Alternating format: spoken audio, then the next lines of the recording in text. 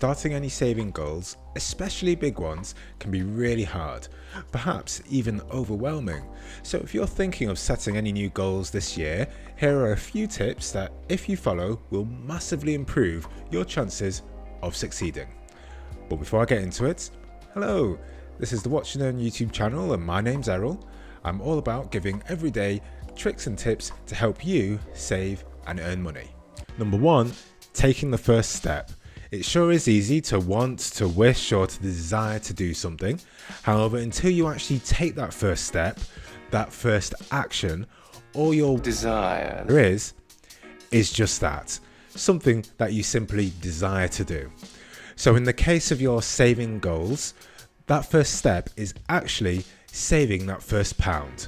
So if you have a goal to do any savings this year, big or small, short or long term, my challenge to you is to go onto your online banking and open a new savings account and put £1 into it right now. And I don't care if you already have a savings account already. If this is a new goal, open a new account, because this is going to be specifically for your savings goal. Now obviously just opening a savings account with £1 in it isn't going to change your life straight away. But the reason why I'm asking you to do this is because once you do, you are triggering a part of your brain which is saying, yes, I've done something, I'm doing something, and I'm on my way, let's carry on. And believe me when I say this is a really powerful tool, a really powerful psychological tool. It helped me to get started with my savings goal.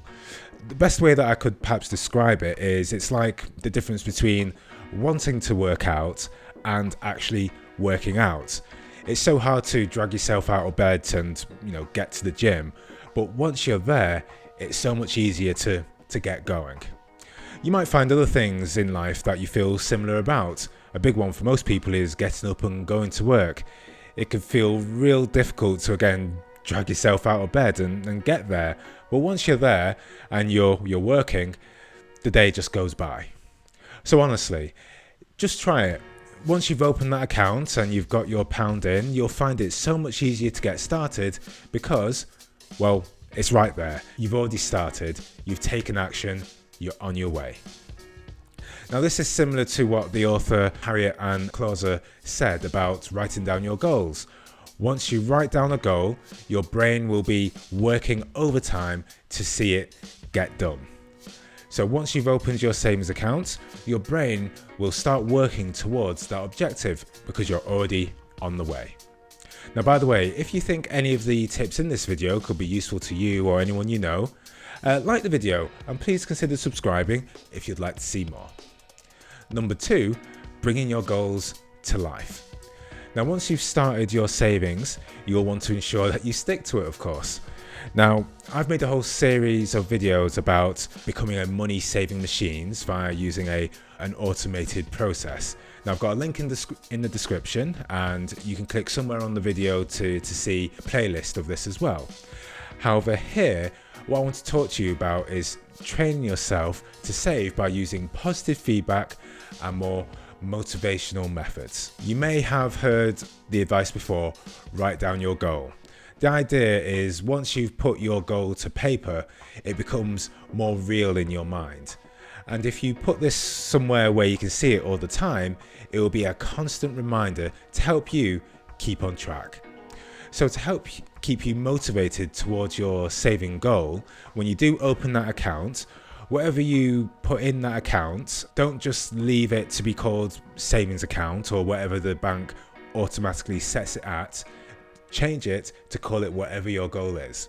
So if you just want to save £1,000, call your savings account my £1,000 savings account. If you want to save for a house, call it my new home savings account. If it's for a holiday, call it my dream holiday savings account. If you want to save towards your baby's future, call it your baby's future savings account. You get the idea. So every time you look at the account, you can be reminded of what it is you are saving for. Jim Carrey, in an interview with Oprah, talked about the story of how when he was struggling with his acting career, he wrote to himself a check of $10 million. And he carried it around with him until he reached his goal.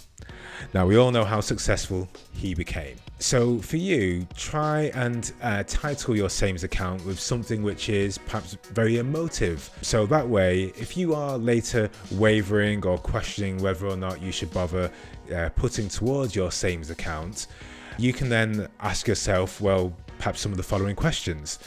Do I really want to take away from my new home? Do I want to take away from my dream holiday? Do I want to take away from my baby's future? Etc, etc. This will help make your goal more real, instead of it simply being an idea. Number 3, achievable milestones and celebrations. Now, I don't care who you are, no one can stay motivated forever, even for the greatest of rewards. So it's important that your goals have smaller, achievable milestones that you can celebrate whilst you're on the way to your ultimate goal.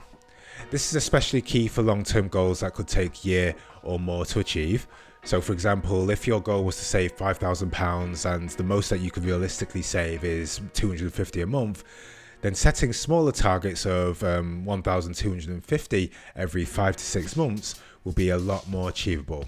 So when you hit each of your milestones, you can do something to treat yourself when you hit it.